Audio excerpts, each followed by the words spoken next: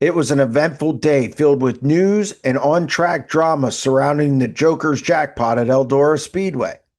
We try to unpack some of it on today's edition of the Sprint Car Unlimited 90 at 9.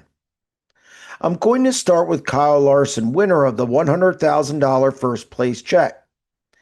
Admittedly, I kind of expected this to happen at some point.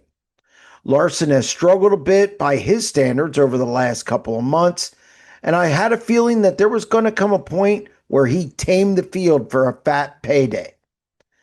Thursday night was it. Once Larson got the lead, other than restarts when his motor stumbled, he had no equal. Now I have to wonder, does he go on one of these epic runs where he strings together victories and leaves the rest of the field in the dust? Say at the Nationals? We'll see. Moving on, I have to chuckle at the people who say that Anthony Macri can't run well outside of central Pennsylvania.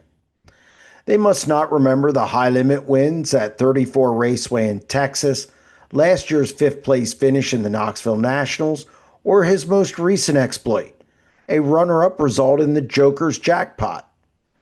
The impressive part is that Macri has struggled mightily at Eldora in the past, but he's continued to work at it, and he now has 3 straight top 5 finishes at the historical facility. So tell me again how Macri can't run well outside of central Pennsylvania? As I said earlier, there's a lot to unpack, and we'll get to it over the next couple of days. So now we're going to shift off track, where Gio Scelzi decided to leave KCP Racing Wednesday night. This one is a surprise and reminds me of the Macri-Kreitz-DeWeese deal from 2 years ago that happened this same weekend. Regardless, Scelzi racked up 18 wins with KCP and Rookie of the Year honors with the World of Outlaws in 2023. In a story on SprintCarUnlimited.com, Scelzi indicated that it wasn't working out and he just wasn't having fun anymore. He has no plans and told me that he's going back to his home in Iowa to regroup. Stay tuned. I think this one could have a ripple effect through the industry.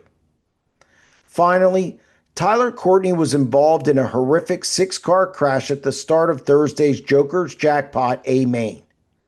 He was transported to a hospital in Dayton, Ohio for more tests and observation. The most recent update I have is that he was alert and moving his extremities.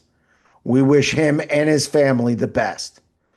That's going to wrap up this edition of the Sprint Car Unlimited 90 at 9, and we'll be back Monday. Stay tuned.